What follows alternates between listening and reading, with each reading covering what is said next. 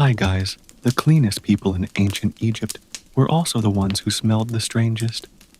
The desert exhales, a slow, steady warmth that pushes against your skin as though the air itself has weight. You walk along a path that is not really a path, just a series of flattened steps, where many sandals have pressed before you. In the distance, the Nile glimmers like an unrolled ribbon of bronze. The river is life here, the spine of Egypt. You hear chatter from a group of villagers nearby, their linen garments flapping softly, and the faint clink of pottery being stacked. Already, you can sense this day will be long, uncomfortable, and filled with smells that make you wonder if your nose has signed up for the wrong profession. You probably won't make it through this day, but let's see. Before we get deep into the sweat and shaved scalps of Egyptian priests, let me gently ask you to press that little like button and subscribe if you haven't yet. It helps keep this sleepy corner of history alive. And in the comments, tell me where you're watching from and what time it is for you right now. I love seeing those dots of time zones scatter like stars across the globe. Now take a breath, let your shoulders loosen, because tonight's journey is not about rushing. It's about drifting, about letting the sand, the ritual, and the strangeness of ancient cleanliness carry you into sleep. Now let's ease into tonight's journey. You're standing at the entrance of a temple courtyard. Two other travelers linger with you, whispering in a way that's both respectful and impatient. You notice one of them clutching a small clay jar. Oils, maybe. A guard motions you all inside. The temple is cool compared to outside, shaded by towering pylons, painted with colors that have somehow survived centuries of sun. Inside, priests shuffle barefoot across polished stone floors. Their heads gleam, shaved smooth like eggs, reflecting little halos of lamplight. They look both serene and vaguely annoyed, like librarians guarding not only silence, but also the smell of burning incense. Here's your first fact of the night. Egyptian priests shaved their entire bodies every 2 days. Hair was considered impure. Even eyebrows and lashes went, leaving their faces strangely unframed. Scholars still debate whether this obsessive shaving was primarily hygienic, lice prevention, or purely symbolic, stripping away human wildness for a godlike blankness. Maybe both. You run your hand absent-mindedly along your own hair and imagine losing it all in one sitting. The thought makes you itch. An older priest brushes past you, carrying a shallow bowl of natron. This salty, chalky powder was their go-to cleaner. They scrubbed their skin with it, bathed in it, even brushed their teeth with it, though toothpaste here was essentially ground ashes, hooves, and pumice. You whisper to one of your companions that it probably tasted like licking a burnt shoe. He laughs under his breath and gets immediately shushed by a passing acolyte. And here's an obscure tidbit. Priests were forbidden from eating fish, not because of taste, but because fish, especially Nile perch, were associated with chaotic gods and bad omens. Imagine explaining to a friend, "Sorry, no tilapia for me. It might upset Ra." Religious diets were complicated long before modern gluten-free menus. The priest with the natron stops at a small basin. He kneels, sprinkles powder into the water, and begins scrubbing his arms until they squeak. The courtyard echoes faintly with the sound, like someone polishing old glass. Your fellow traveler leans toward you and mutters that this feels less like worship and more like an extreme spa membership. You nod, though you're not sure anyone would pay for this package. The temple smells of incense faintly sweet, but tinged with something sourer beneath. It clings to your clothes, like a guest who doesn't know when to leave. The two companions at your side exchange nervous glances. One of them fans herself, muttering that the air is thicker inside than it was in the desert. She's not wrong. The cool shade comes with a cost. Less circulation, more trapped odors of natron, oil, and humanity. You think, no wonder they kept shaving. One less surface for the smell to cling. And while priests went to all this trouble, ordinary Egyptians bathed less frequently, sometimes every few days, sometimes not at all. Historians still debate whether the priestly rituals trickled down into common homes or stayed locked behind temple walls. You sense the truth is somewhere in between. Like always, outside, you hear a faint trumpet of geese. From the riverbank, it breaks the solemn mood for a moment. Even the guard cracks a smile. A priest raises an eyebrow at the noise. Well, if he had one anyway, without eyebrows, the gesture looks oddly incomplete, like punctuation missing from a sentence. The courtyard hums with quiet routines. Men shaving, scrubbing, pouring oils into their palms, and smoothing them across shiny heads. You catch sight of one priest nicking himself with a flint blade. He winces, dabs the spot with natron, and continues, unfazed. Your companion whispers, "That has to sting." You nod, grateful not to have signed up for priesthood. And yet, despite the discomfort, you can't deny the discipline here. Every ritual, every stroke of the blade, every grain of natron has meaning. Cleanliness as devotion, smoothness as purity. It is equal parts admirable and absurd. You watch a young priest sweep away hair into a basket, careful not to let a single strand escape onto sacred ground. You wonder who has the unlucky job of disposing of all that collected fuzz. You breathe in slowly. The courtyard glimmers with ritual calm. Even the discomfort feels rhythmic, measured. You lean against a column and let the sound of scraping, pouring, and whispering settle into you like waves that never rush, only repeat. You step deeper into the temple, following the shaved procession like a hesitant guest at a party where everyone already knows the dance moves. Your two companions trail close, one of them nearly bumping into a pillar because she's too busy staring at the gleaming skulls. The air here is even thicker, filled with incense smoke curling lazily toward the ceiling. It moves slowly, as though even smoke has accepted Egypt's heat. The main hall is cavernous, its walls carved with gods who seem to watch you with mild judgment.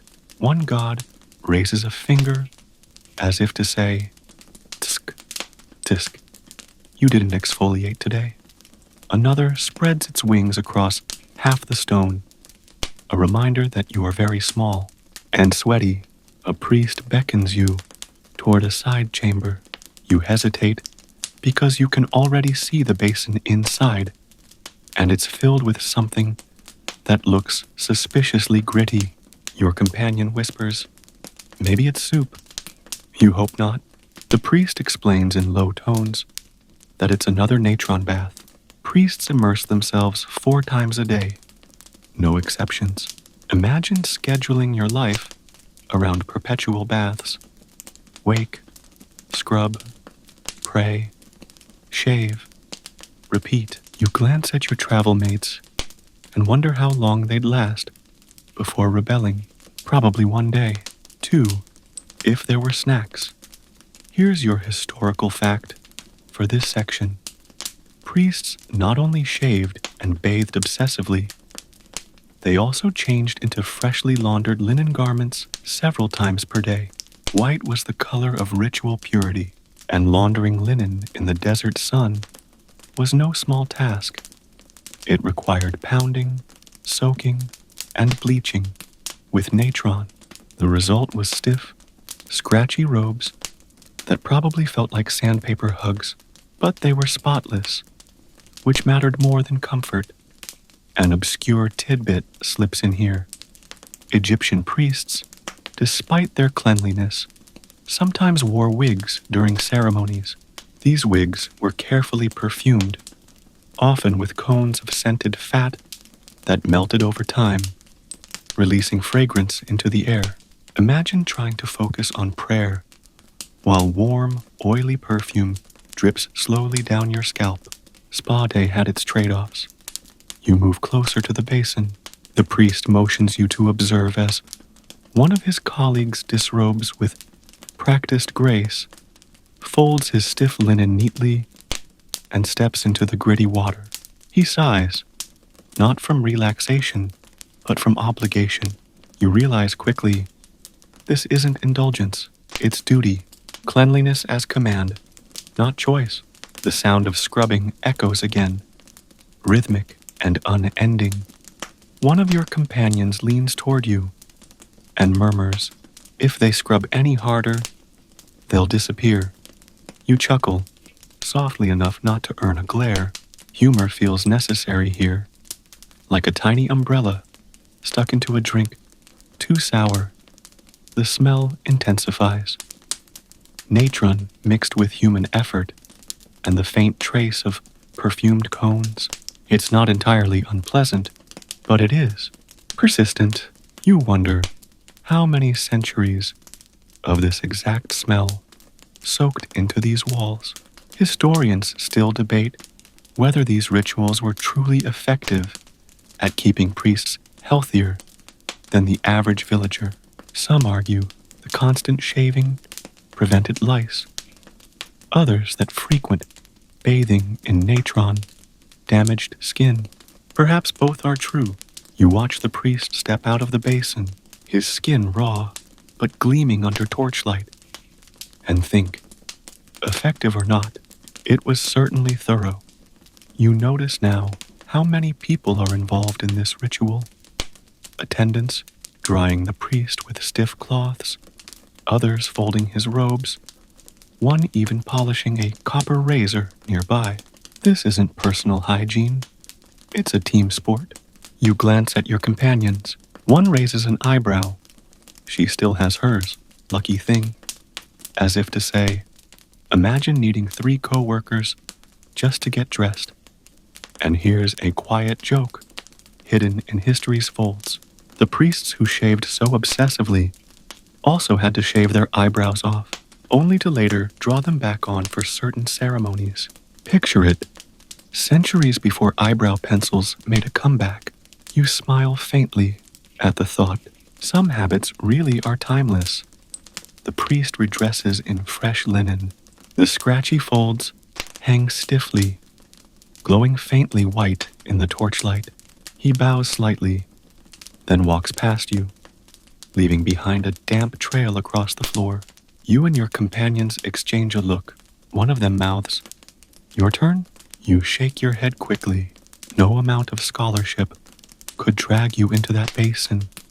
Instead, you step back, resting against a wall carved with hieroglyphs. Your fingertips trace a falcon etched into the stone, its lines still sharp after centuries. Outside, faintly, you hear geese again, the same geese from earlier, probably still honking about nothing. The callback makes you smile. The world outside temple walls continues. Noisy, messy, alive. In here, everything is shaved, scrubbed, and silent. You breathe deeply, though the air is heavy. The rhythm of the temple has taken hold. Scrub, shave, change, repeat. Even your own body begins to feel lighter, as though shaved by proxy. You close your eyes for a moment, letting the sounds blend. Water, whispers, distant geese, the scrape of copper on stone. It becomes less a scene and more a lullaby. And for now, you simply let yourself drift inside it. You step out of the side chamber, relieved to find a small courtyard open to the sky. The sun pours down like molten honey, though somehow the heat here feels gentler than the thick air inside. Your companions shuffle beside you, grateful for the breeze. One of them mutters, "If I had to bathe 4 times a day in chalky water, I'd just move to another city."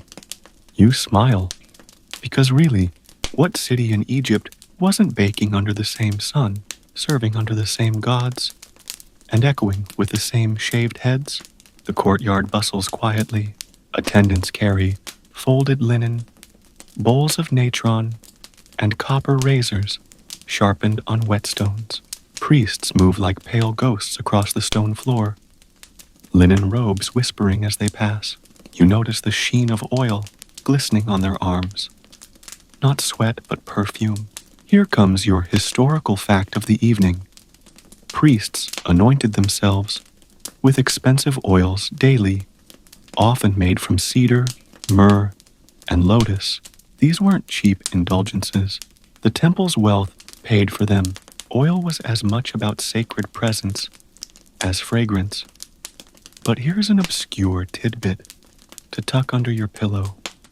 Sometimes priests mixed animal fat into these ointments. Not exactly what you picture when someone says luxurious spa treatment. Imagine rubbing sheep fat on your scalp in the desert heat. It must have smelled like a candle that never quite finished burning. Historians still debate whether this practice was widespread or reserved for specific rituals. Either way, it adds an extra layer of irony to all that obsessive cleanliness. An elderly priest sits near a pillar, patiently having his head scraped again by an attendant. His scalp gleams like polished stone. You catch yourself staring, and your companion nudges you with a grin, whispering, "It's like a row of onions in linen." You bite back laughter, the kind that could echo embarrassingly in sacred walls. The priest turns slightly, as though sensing your amusement, but remains silent. His dignity is intact, if not his hair. The smell of incense wafts through the courtyard again, heavier now, almost cloying. A brazier smolders with resin and herbs. You recognize frankincense, a trade luxury brought in from far-off lands. Egyptians believed it carried prayers upward, like smoke signals to the gods. Your other companion inhales deeply and sighs, "At least that part smells nice." You nod, grateful for the rare, pleasant note. Nearby, a boy sweeps shaved hairs into a woven basket. He does it dutifully, yet with a look on his face that says he'd rather be anywhere else. Probably fishing, probably anywhere without loose priestly fuzz sticking to his hands. You wonder where all that hair ends up. Burned? Buried? A curious mystery. Scholars have not answered that one definitively, though surely some archaeologist dreams of stumbling across an ancient landfill of temple clippings. The priests gather now in a circle, murmuring chants. The sound blends with the crackle of incense and the soft shuffle of sandals. You stand at the edge, your companions at your side, listening to words you can't quite understand, but feel all the same. Rhythm matters more than meaning here. The chants fall and rise like breath itself. For a moment, the obsession with cleanliness transforms into something more, a sense of alignment, of humans scrubbing themselves into harmony with gods.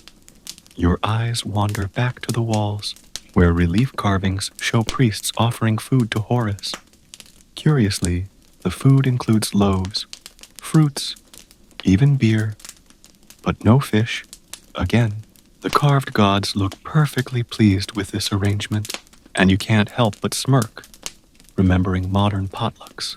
Some things never change. Everyone brings bread, nobody touches the weird dish.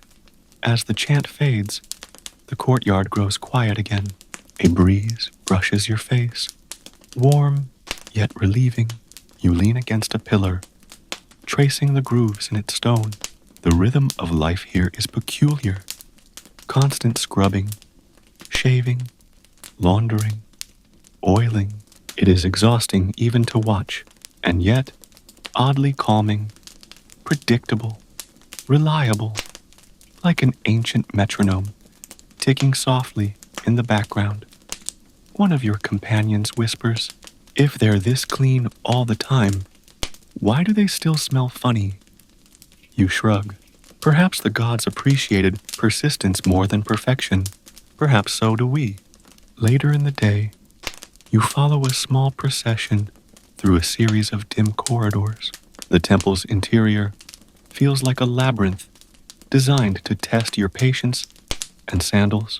Your companions grumble, one of them muttering, "If this hallway gets any longer, I'll need a snack break." You quietly agree. The scent of incense lingers here, thicker and slightly bitter, clinging to your throat like smoke from a campfire that overstayed its welcome. At last, you arrive at another chamber.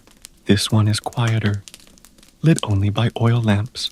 The walls glimmer with faint paintings, priests offering bowls to gods, with faces that merge human and animal. A group of priests kneel at a stone altar, heads shining like polished marbles. You watch as one of them gently places a cone of perfumed fat atop his scalp. Your companion squints. Is that butter? It does look suspiciously like a dairy product. But no, these were perfumed cones, designed to melt gradually in the heat, releasing fragrance throughout ceremonies. A clever, if messy, invention. Your fact for this section: archaeological remains of these cones have been found, confirming that they weren't just painted fantasies. Some were made of wax, mixed with oils, others of solidified fats.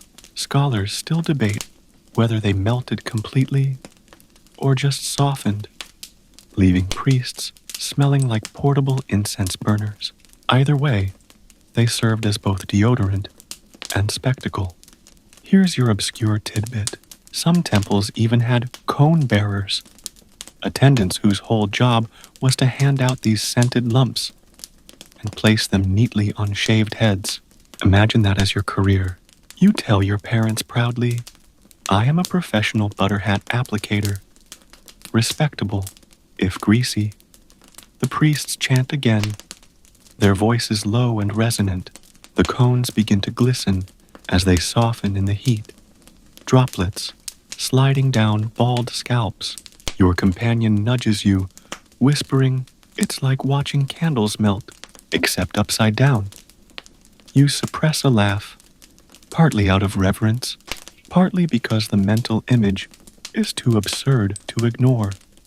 The room smells overpowering now. Myrrh, lotus, cedar, all competing for dominance. You shift uneasily, half impressed, half overwhelmed. It's like walking into one of those modern candle shops where every scent is too much, and you walk out smelling like all of them at once. The priests, however, seem serene. Their eyes close, their hands lift, their voices rise. For them, this sensory flood is holiness itself.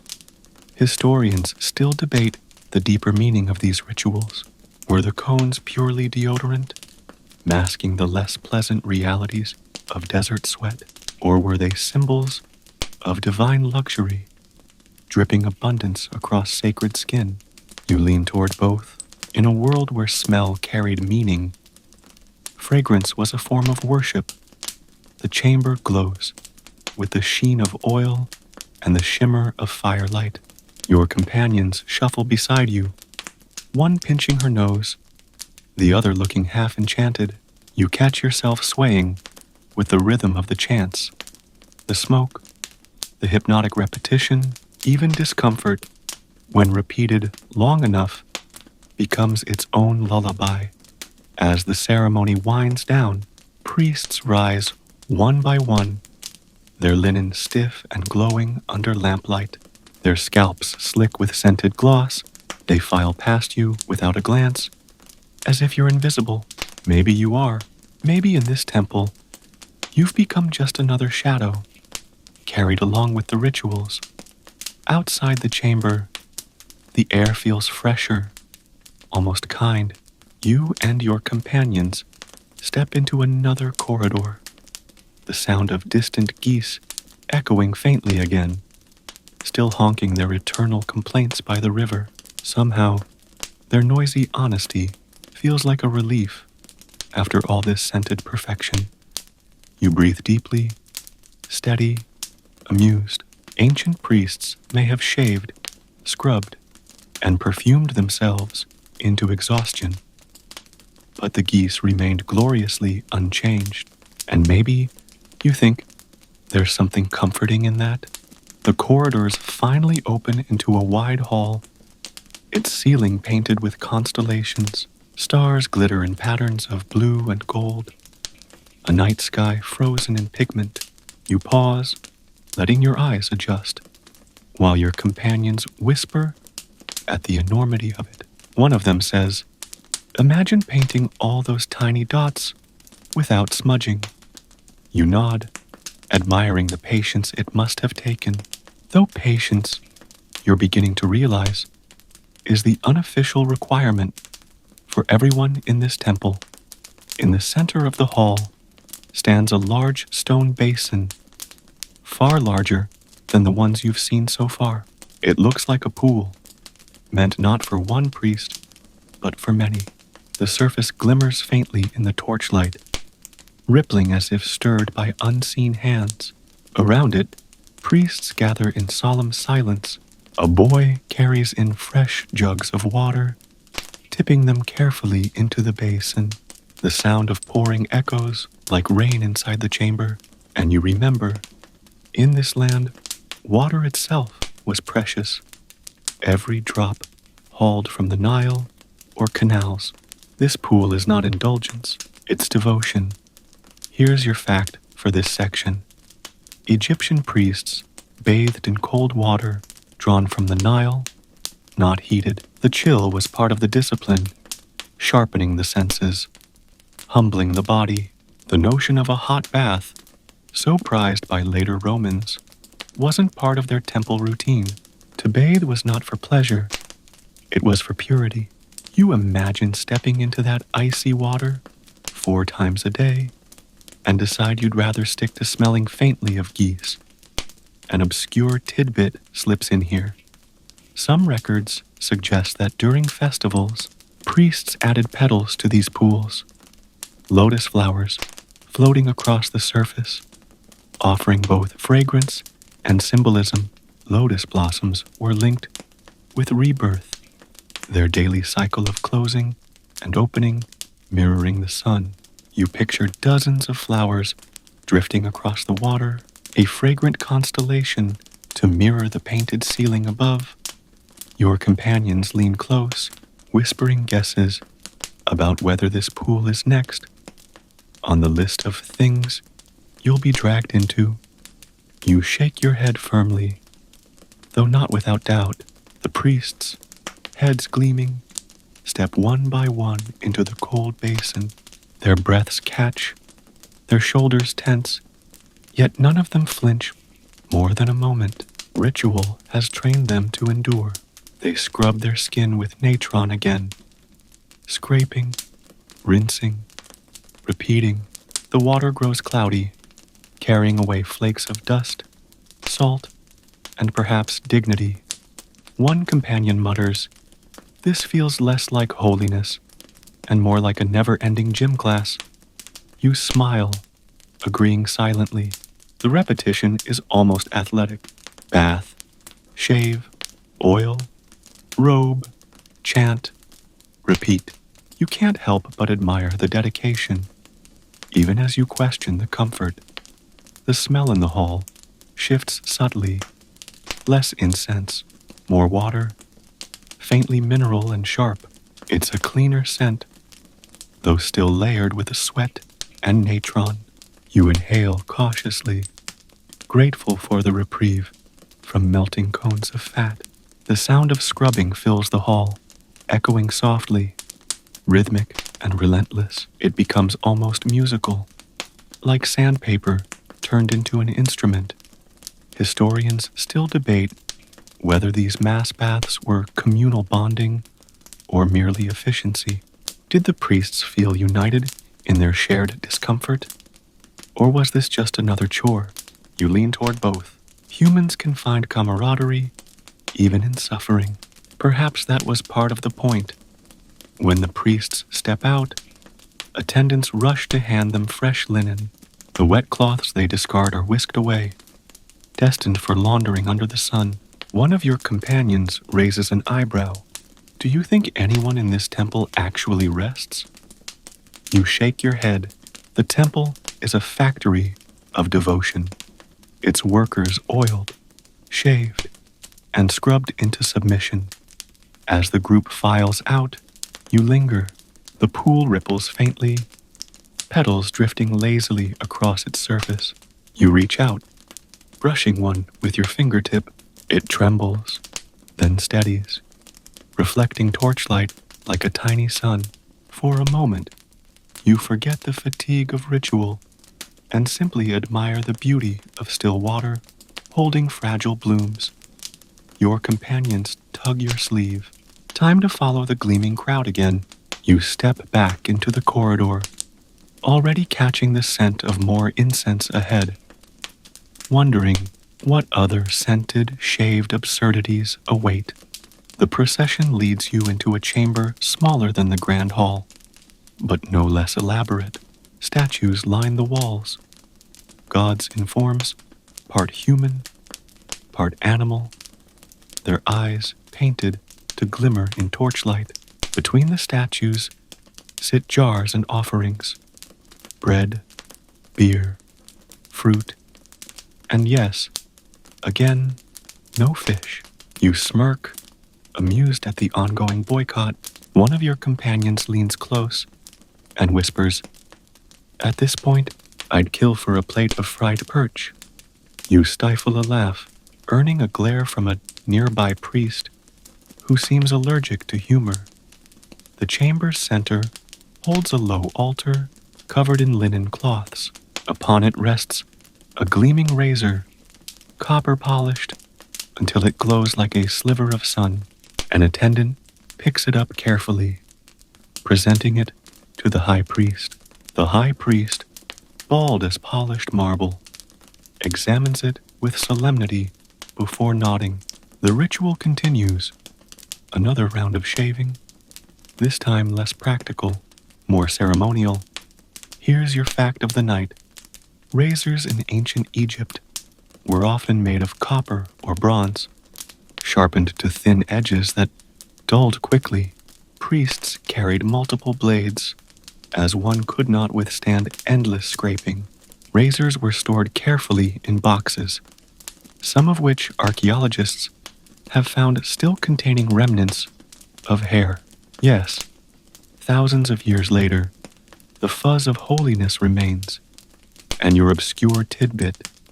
Some priests shaved each other as part of ritual, believing the act itself purified not just the one being shaved, but the one holding the blade. It was intimacy framed as holiness. You watch as one priest gently scrapes the high priest's scalp, steady hands moving with precision. The gesture is tender, almost affectionate, though neither man smiles. One companion leans in, whispering, "This looks like a barber shop run by librarians." You chuckle, though quietly. The ritual continues with solemn gravity, as hair, or the lack of it, becomes the axis of purity. The scent here is less overpowering, just faint oil and warm linen. You notice small bowls of perfumed ointment waiting nearby. The high priest's scalp, freshly scraped, glistens as an attendant smooths oil across it. The shine is almost blinding in the lamplight. You wonder, half seriously, whether gods preferred their servants to double as mirrors. Historians still debate whether these scalp-shaving rituals carried deeper symbolism beyond cleanliness. Was baldness a rejection of human vanity or an offering of one's natural self to the gods? Perhaps both, or perhaps, as your weary companion mutters, it was simply the ancient version of dress code. The ceremony concludes with the high priest placing both hands upon the altar, murmuring words you cannot catch. The other priests bow deeply, heads gleaming in unison. For a brief moment, the room feels like a galaxy of moons, each shining, each aligned. As the priests disperse, you and your companions linger. The copper razor gleams on the altar, abandoned for now. One companion whispers, "Imagine traveling all this way just to watch a group of bald men shave again and again." You grin. True, but there's something mesmerizing in the repetition. An ancient reminder that devotion often hides in the dullest routines. You step back into the corridor, the faint echo of chants fading behind you. Outside, the air grows warmer, freer, and somewhere, not far off, those geese are still honking. Proof that even in a world of shaved scalps and perfumed cones, chaos finds its way in. The temple slowly exhales you into yet another courtyard, this one brighter, lined with papyrus plants swaying gently in clay pots. A trickle of water runs through a narrow channel, fed from the Nile, just enough to keep the greenery alive. You pause with your companions to drink in the sight. After so many corridors of stone and incense, the plants feel like a kindness. One companion murmurs, "Finally, something that doesn't smell like natron or onions." You both laugh softly, careful not to draw the attention of passing priests. At the center of the courtyard, a group of novices sits cross-legged. Their heads are already shaved, their faces smeared faintly with oil. They recite prayers in unison, voices rising and falling like waves. An older priest paces among them, correcting their posture with sharp taps of a stick. You wince slightly. It's not painful, just brisk, like a teacher snapping chalk. The rhythm of their voices blends with the gurgle of the water channel. You feel yourself swaying unconsciously, lulled by the monotony. Here's your historical fact. Temple schools trained boys from noble or priestly families in writing, rituals, and hygiene practices from a young age. Shaving was one of the very first duties. A clean head was considered the foundation for a clean soul. Imagine being 7 years old and already expected to shave smoother than a marble statue. And here's a deliciously odd tidbit. Some accounts suggest that priests occasionally shaved even the hair inside their noses. You picture the scene. Solemn priests bent double, copper tweezers in hand, mumbling complaints that sound suspiciously modern. Your companions exchange looks of horror, one whispering, "That's where I draw the line." You silently agree. Holiness has its limits. The novices finish their chant, and the older priest nods approvingly. They rise in unison, robes stiff, heads gleaming. The discipline is admirable, though you notice one boy sneak a glance at the water channel with longing. Perhaps he's imagining a splash, a laugh, something unscripted. But discipline holds him still. Ritual wins. Your companions shift beside you, restless. One size. Imagine doing this every day for decades. You nod. Repetition as devotion can inspire awe or tedium, maybe both at once. Historians still debate whether temple life was truly sought after or simply endured by those born into it. After all, the wealth of the temples was immense, but so were the demands. A gilded cage still has bars. A breeze stirs, carrying the scent of papyrus and faintly of lotus. It's lighter here, almost refreshing. You close your eyes, letting it wash over you, a reprieve from incense and oil. When you open them again, you notice the novices filing toward another chamber, their shaved heads catching the sun like little lanterns. The courtyard empties, leaving only the plants, the water, and the faint echo of chanting. One of your companions picks a papyrus stalk, twirls it thoughtfully, and mutters, "At least this part feels peaceful." You agree. Amid the endless scrubbing and shaving, this small corner of greenery feels like the temple's quiet sigh. You linger a moment longer, then follow the fading footsteps toward the next ritual. The next chamber greets you with darkness, so sudden it feels like stepping into a cave. Your companions hesitate, gripping your arm. Slowly, torches flicker along the walls, revealing shelves upon shelves of jars. They line the room like silent guardians, their clay bodies painted with labels and neat hieroglyphs. The smell here is strong, herbal, resinous, slightly sour. You wrinkle your nose. One companion whispers, "A pharmacy." You nod. More like a ritual pantry.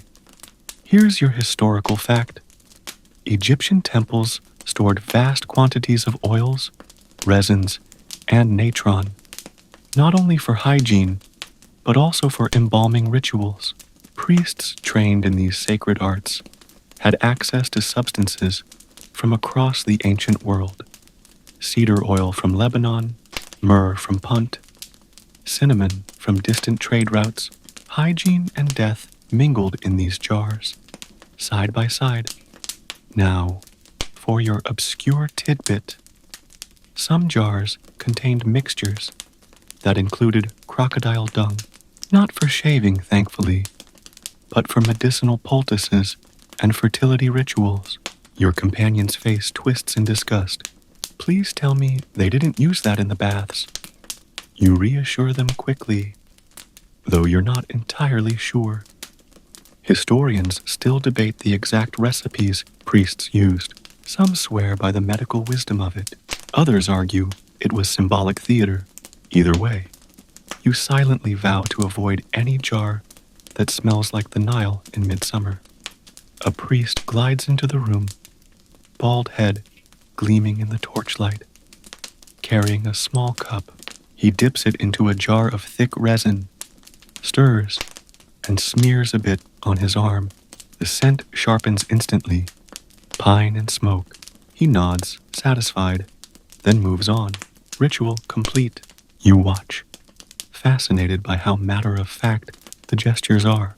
No fanfare, no spectacle, just endless jars and endless applications. Your companions wander between the shelves, whispering guesses at the contents.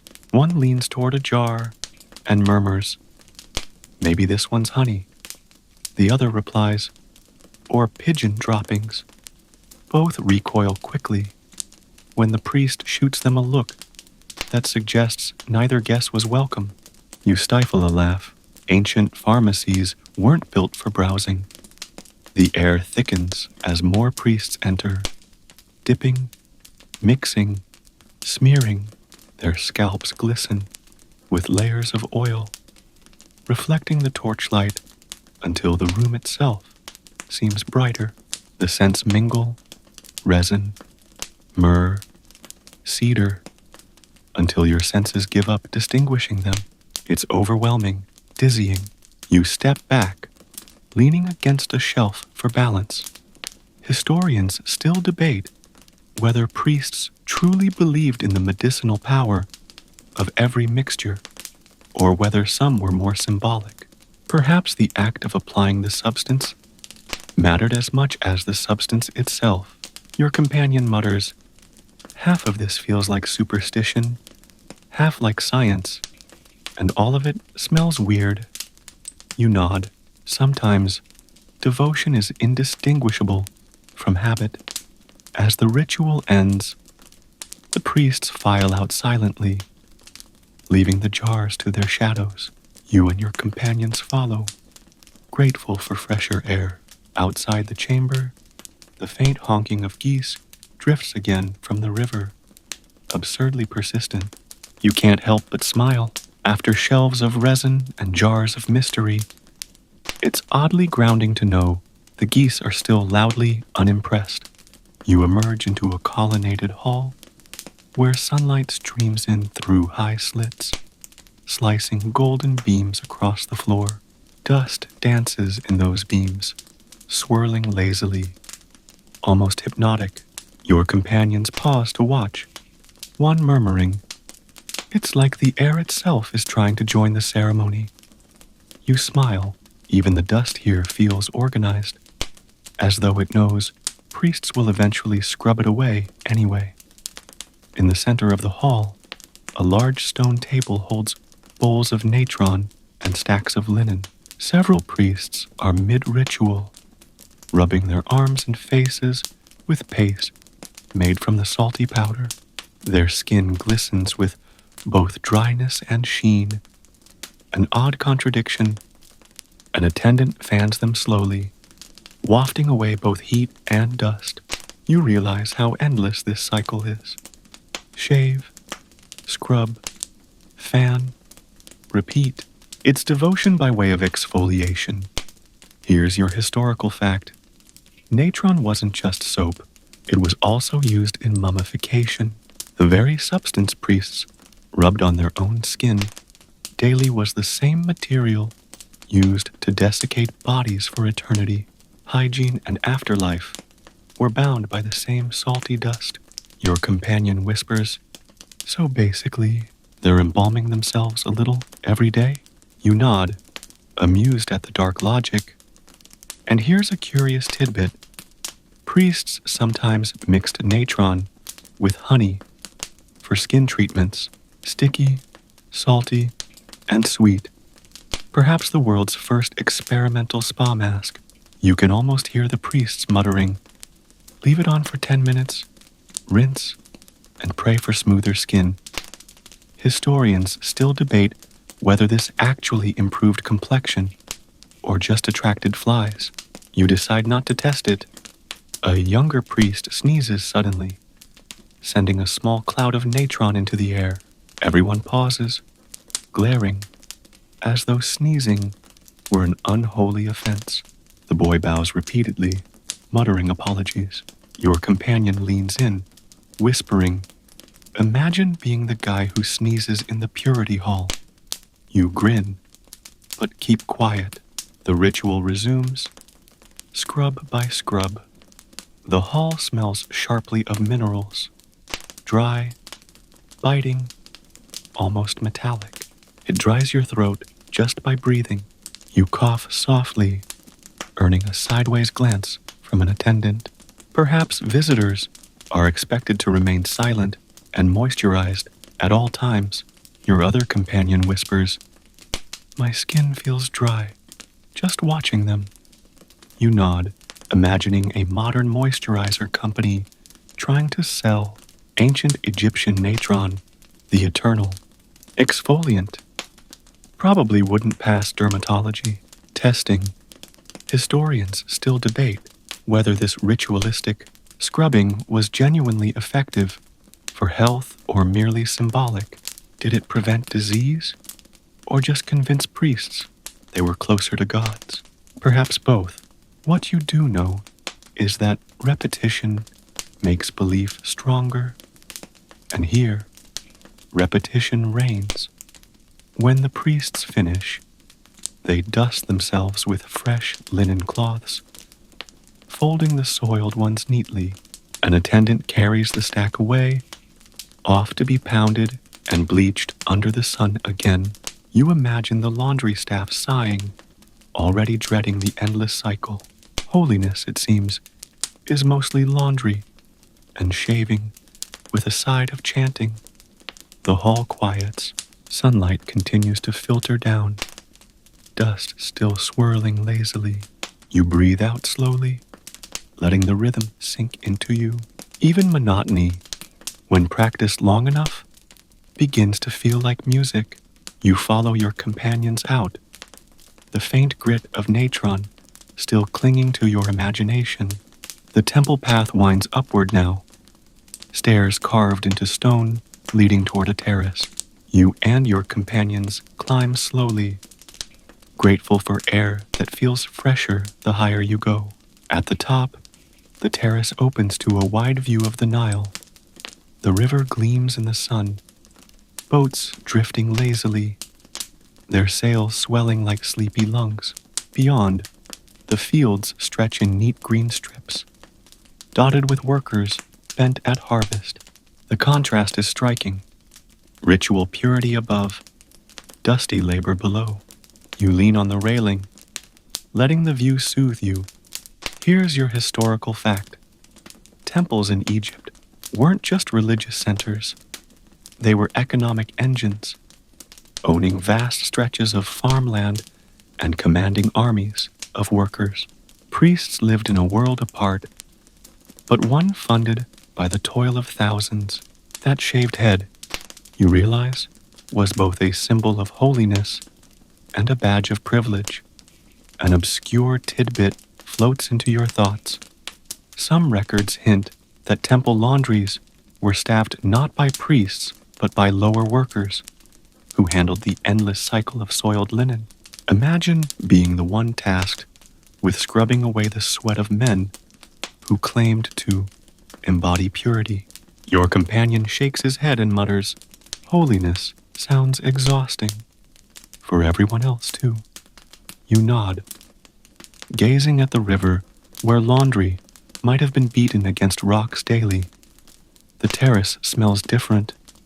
Fresh Nile air, faint hints of mud and greenery, a reprieve from incense. You breathe deeply, grateful. Your companions stretch like cats, shaking off the stiffness of corridors. One says, "If I were a priest, I'd just volunteer for terrace duty."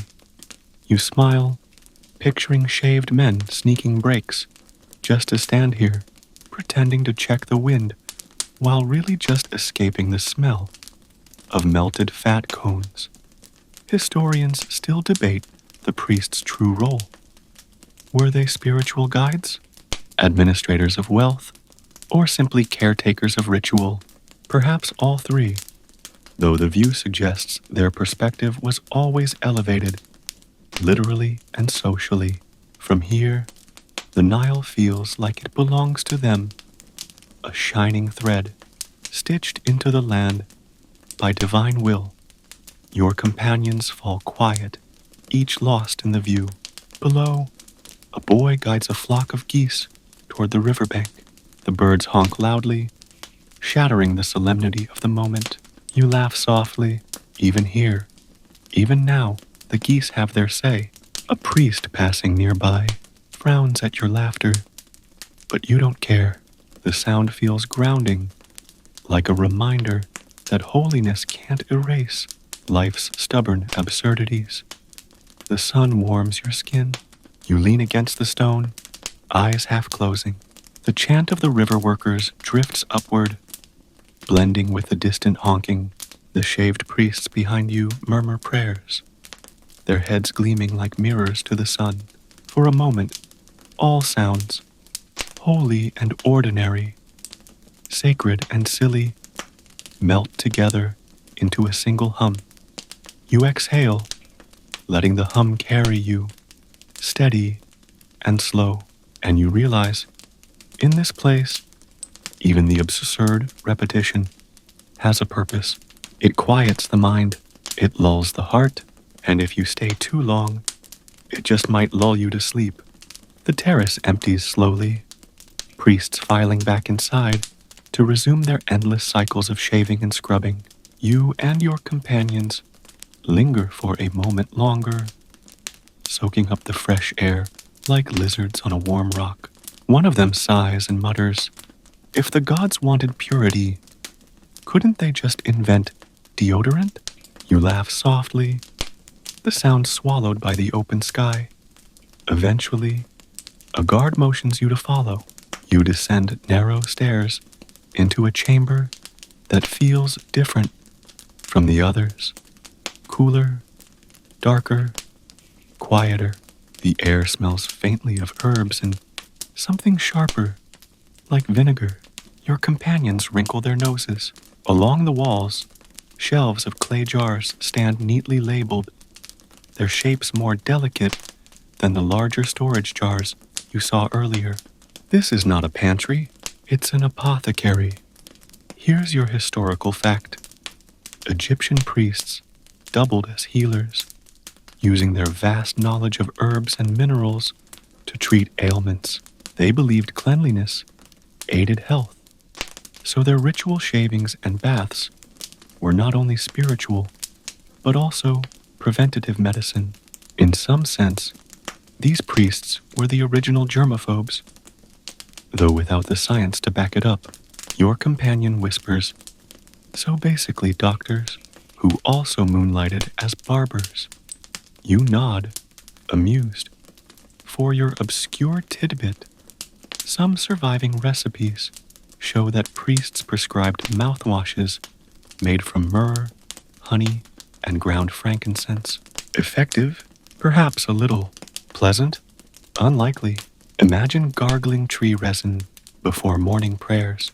Historians still debate whether these remedies actually worked or simply made patients too sticky to complain. In the chamber, a priest demonstrates a ritual cleansing. He pours liquid from a small jar onto his palms, rubbing it across his arms with solemn precision. The smell is sharp, pungent, and distinctly medicinal. Your companions lean away, one whispering, "That could strip paint." You stifle laughter, watching as the priest continues undeterred, his gleaming scalp reflecting the torchlight. The shelves hold jars labeled with hieroglyphs: lotus, juniper, fenugreek, coriander. Some scents waft faintly, sweet, earthy, spicy. It's a library of smells, each one a possible cure or curse. Your companions whisper guesses, pointing at jars like children in a sweet shop. Though nothing here would satisfy a sweet tooth, the priest ignores them, intent on his careful ritual. Historians still debate how much of this herbal knowledge was practical medicine versus symbolic ritual. Some ingredients, like honey, had genuine antibacterial properties. Others, like powdered lizard, likely offered little beyond psychological comfort. You think of modern wellness fads and smile. Perhaps not much has changed. The priest finishes, bows to the altar, and leaves. You and your companions remain, breathing the strange mix of aromas. One companion whispers, "I think my nose is officially tired." You nod in sympathy. It's a fair complaint. Even holiness can overwhelm the senses. You step back into the corridor, grateful for plain, unscented air. Somewhere outside, faint honking drifts in again.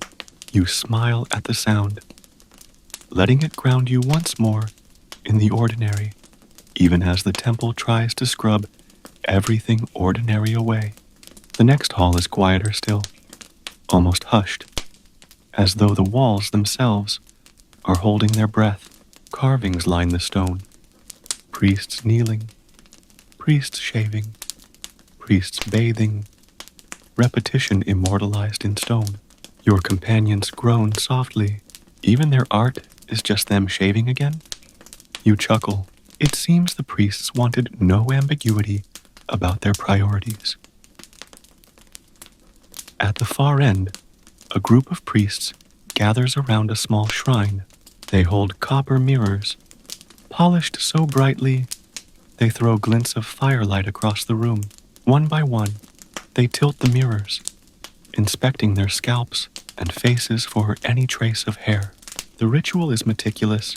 One priest frowns, spotting a faint shadow on his jaw, and immediately fetches a razor. You and your companions exchange glances, one whispering, "I've never seen anyone panic so much over stubble." You grin, careful not to disturb the ceremony. Here's your historical fact. Egyptian mirrors were not glass, but polished copper or bronze, sometimes silver if the temple was wealthy. Priests relied on them for their daily shaving rituals. Archaeologists have found mirrors in tombs, sometimes engraved with prayers for purity.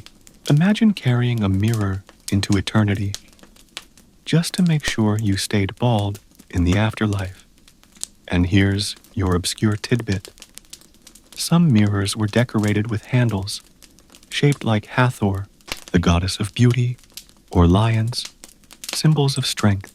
So, while priests stared into them to check for errant hairs, they also stared into the eyes of gods and animals. A strange kind of multitasking, grooming while being spiritually judged. The priests adjust their linen robes, oil their scalps again, and chant softly. The mirrors catch the torchlight, scattering little suns across the chamber. It's oddly beautiful, though your companion whispers, "It's like a disco for bald people." You suppress a laugh, watching the gleaming reflections dance across the walls. The scent here is lighter, just oil and faint incense. It feels almost clean compared to the heavier chambers. You breathe deeply, letting it settle you. The sound of chanting blends with the faint clink of mirrors touching stone. It's rhythmic, soothing in its way. Historians still debate whether these grooming rituals were genuinely tied to spiritual purity, or whether vanity played a role. Were the priests truly uninterested in appearance, or did they secretly take pride in their gleaming scalps? Perhaps both. Humans rarely separate duty from pride entirely. As the ceremony ends, priests set their mirrors aside with reverence. They bow to the shrine and file out, their linen glowing faintly in the dim light. You and your companions linger, watching the abandoned mirrors. One companion whispers, "Imagine the archaeologist who first found one of those, thinking, at last, a clue to their mysteries, and it turns out just another shaving tool." You chuckle softly. Sometimes history is far less glamorous than it looks on a museum label. You step back into the corridor, the echoes of chanting fading. The air grows warmer, carrying with it a distant sound, the Nile again, and faintly, those eternal geese. You smile. Even amid mirrors and razors, their honking somehow wins. The next chamber opens into a dining space, though calling it that feels generous. A long table stretches the length of the room, lined with clay plates, baskets of bread, and jars of beer. Priests sit in silence, bald heads bowed, linen stiff. You and your companions pause at the doorway, watching the ritual unfold. It isn't a feast. It's more like a carefully staged meal rehearsal. Here's your historical fact. Egyptian priests followed strict dietary rules. They avoided certain foods, fish, beans, and pork, because they were considered ritually impure. Instead, they consumed bread, vegetables, fruit, and beer. Beer was a staple, thick and porridge-like, more nourishing than intoxicating. You watch a priest sip, his expression solemn, as though even beer requires discipline. And your obscure tidbit, onions, were especially sacred. Priests believed their layered shape symbolized eternity. They often swore oaths on onions, holding them like holy relics. Imagine raising a bulb of onion instead of a Bible and solemnly declaring the truth. Your companion whispers, "Does that mean their breath was holy too?" You smile, trying not to laugh. The meal proceeds without chatter.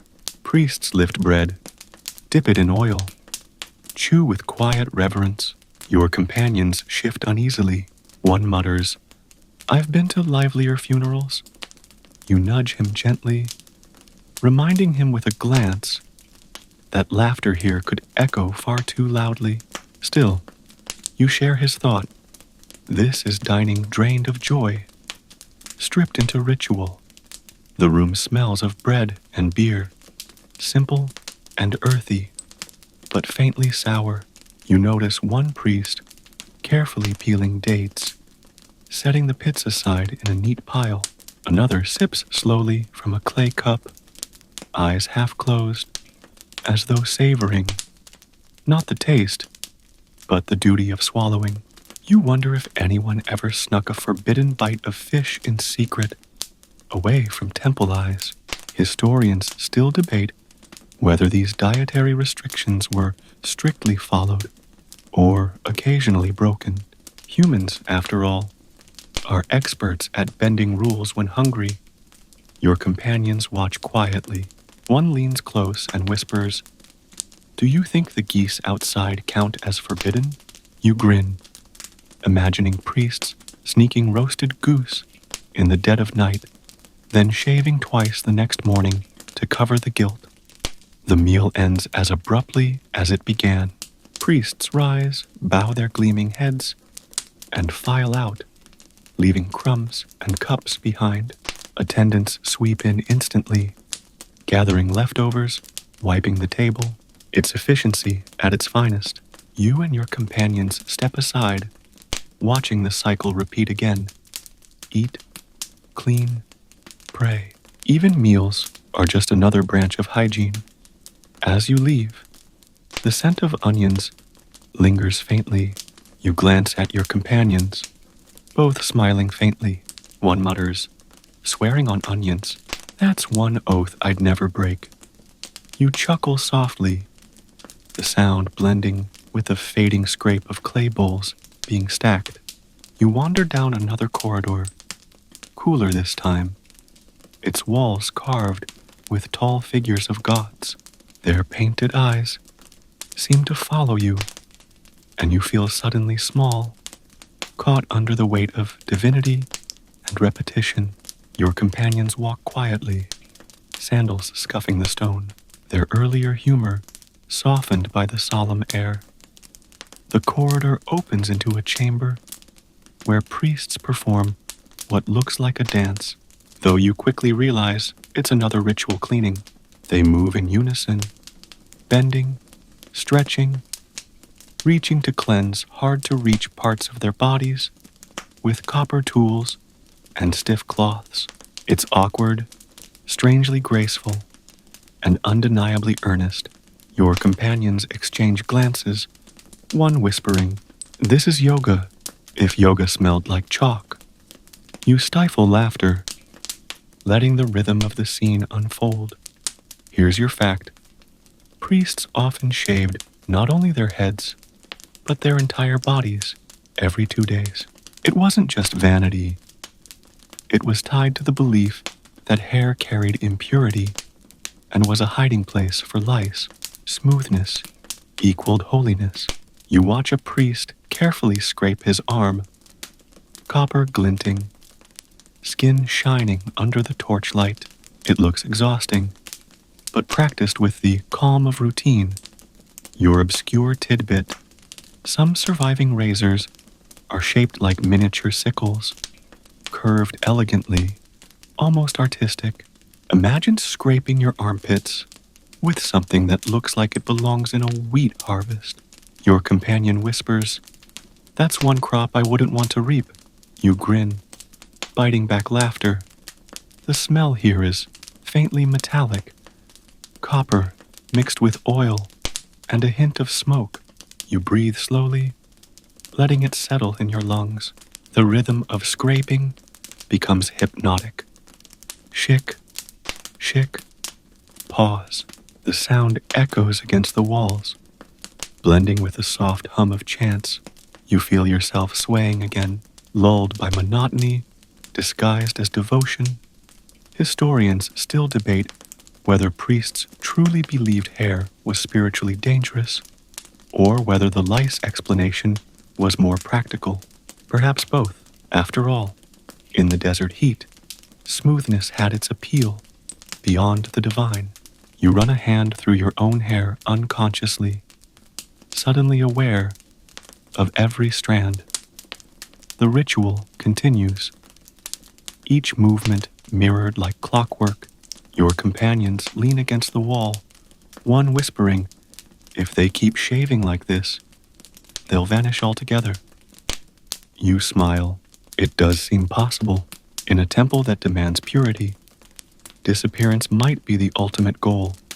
As the ceremony ends, priests fold their cloths, bow, and file out once more. The chamber falls silent, save for the faint crackle of torches. You linger a moment, tracing the carved figures on the wall, their painted eyes steady, eternal. The gods seem both amused and approving, as if to say, "Yes, keep shaving, forever." You step back into the corridor, companions close beside you. The air feels heavier now, but also quieter, as though the temple itself is settling into rhythm. And faintly, from outside, you catch it again. The honking of geese, persistent, irreverent, reminding you that no matter how smooth and clean the priests make themselves, life outside remains messy and loud. The corridor curves like a snake and finally releases you into a courtyard that feels almost mercifully ordinary. The sun strikes your face with sudden warmth, and the sky stretches wide after so much stone and shadow. Palms sway lazily in the breeze. A few novices are bent over stone basins, scrubbing linen cloths against smooth pebbles, water splashing rhythmically. It's laundry day at the temple, and apparently, laundry day is every day. Here's your historical fact. The temples required enormous amounts of clean linen, both for clothing and for ritual wrappings. Priests often went through multiple changes a day, and each piece had to be washed and dried in the fierce Egyptian sun. You watch the novices' weary motions and realize that holiness requires more laundry soap than miracles. An obscure tidbit floats to mind.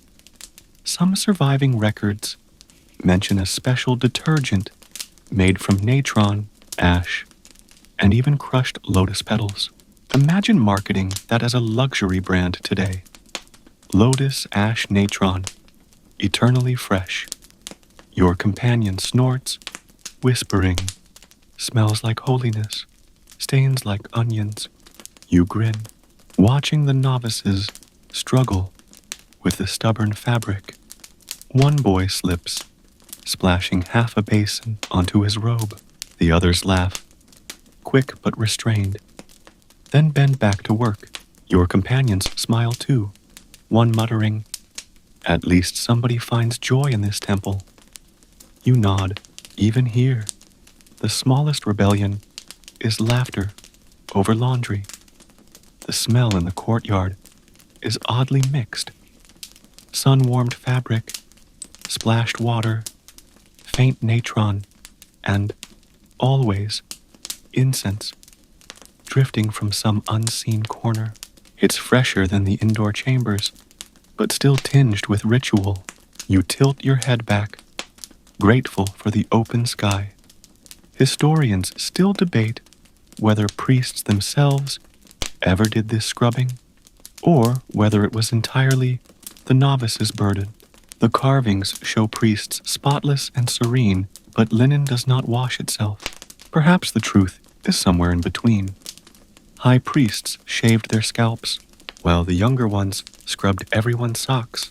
Metaphorically speaking, your companions linger, watching the boys wring fabric until it snaps. One whispers, "Imagine dedicating your life to holiness and spending most of it doing laundry." You grin, shrugging. Perhaps divinity, like cleanliness, is just repetition with better branding. The sun heats the courtyard. The water glints. For a moment, the rhythm of washing becomes its own chant. Steady and slow, you find your breath sinking with it. The temple's hum of monotony easing into you like a lullaby. From the courtyard, a narrow passage leads into another chamber. This one filled with jars of oil, lined neatly on shelves. The air is heavy, almost slippery with scent. Sesame, castor, and lotus oils mingling in a heady perfume. A priest stands at a low table, pouring oil carefully into small copper bowls, as though each drop carries divine weight. Here's your fact.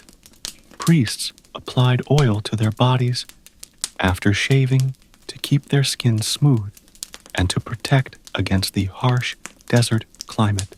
Castor oil was common, though it had a smell not everyone appreciated. You watch the priest's hands glisten as he rubs oil across his arms. Each movement deliberate, like prayer, turned into skincare. And the tidbit. Some records suggest priests also anointed statues of gods with oil, treating them like living beings. Imagine a divine skincare routine. Morning oil, evening oil, eternal youth.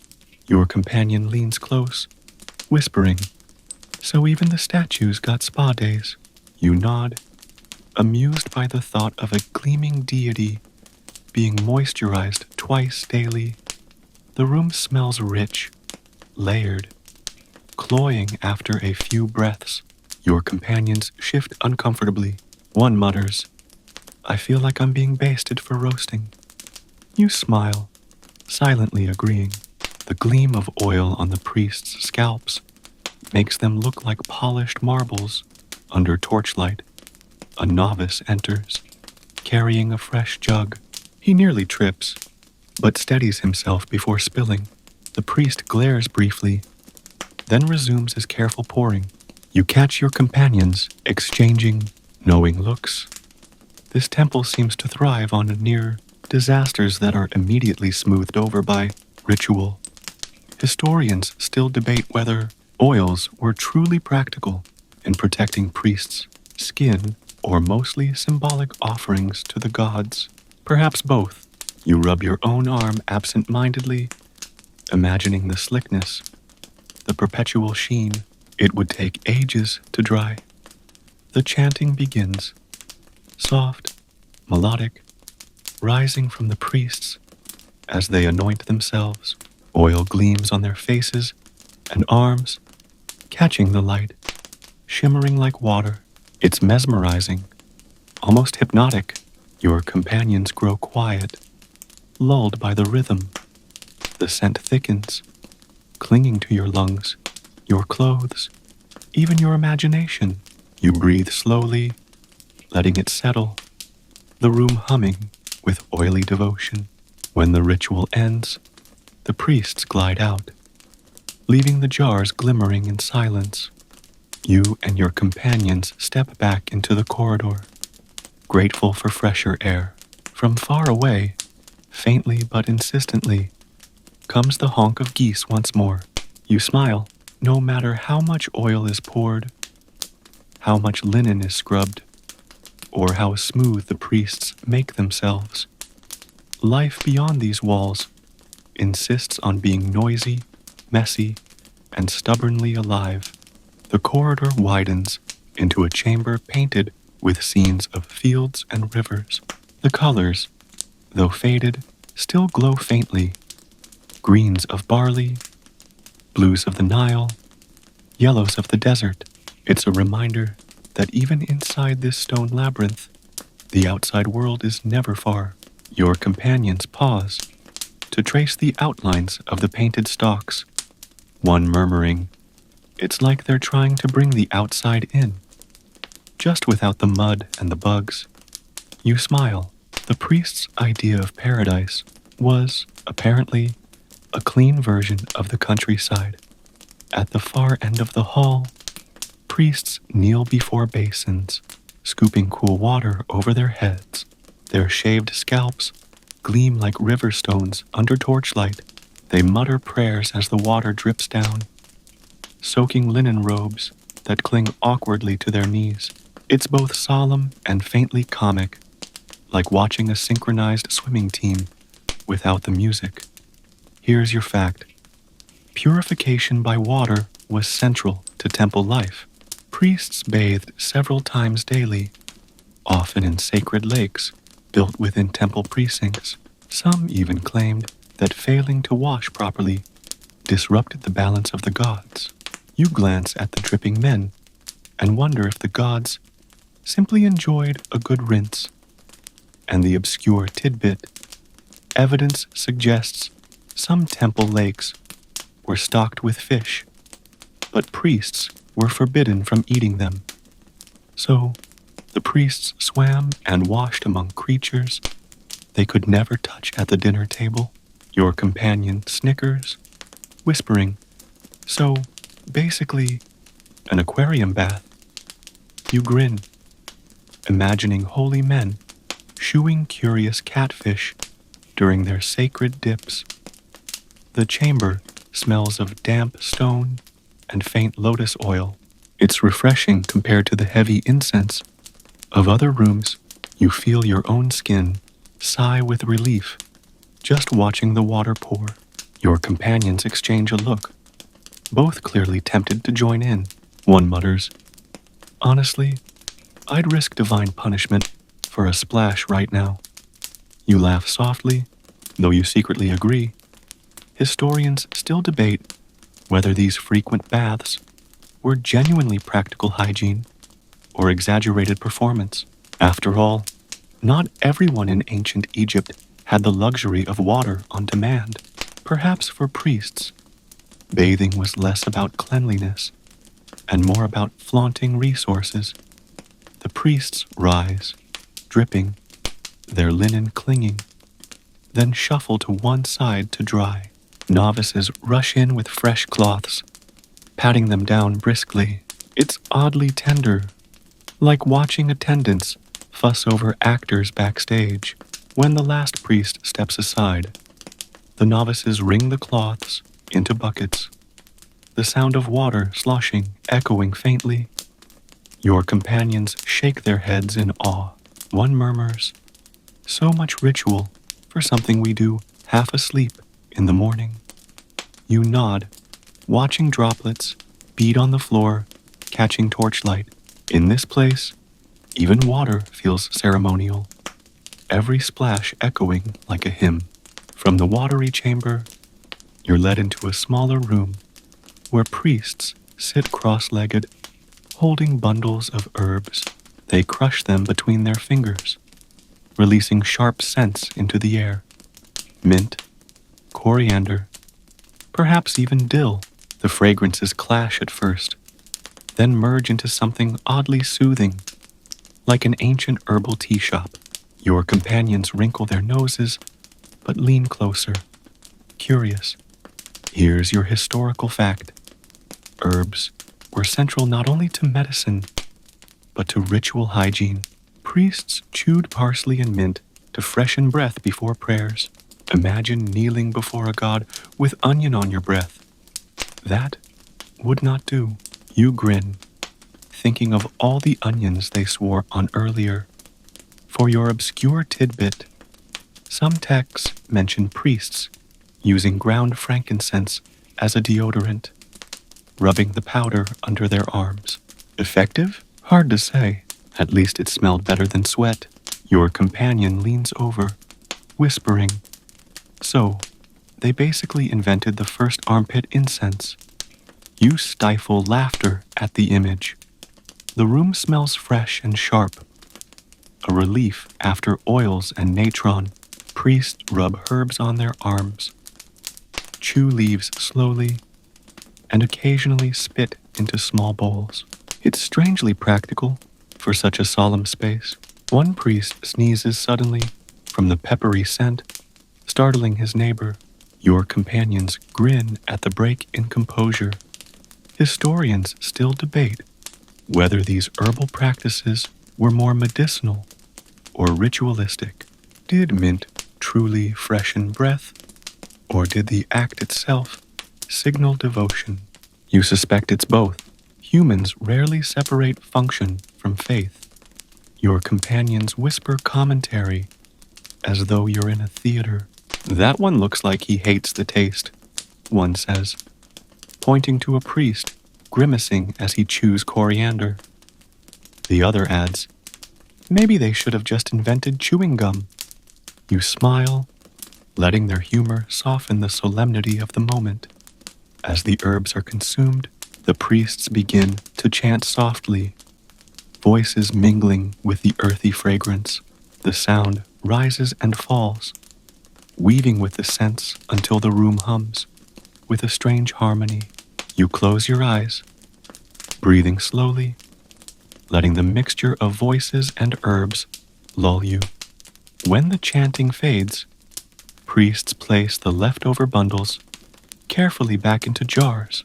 Novices sweep in to tidy the floor, brushing away stray leaves.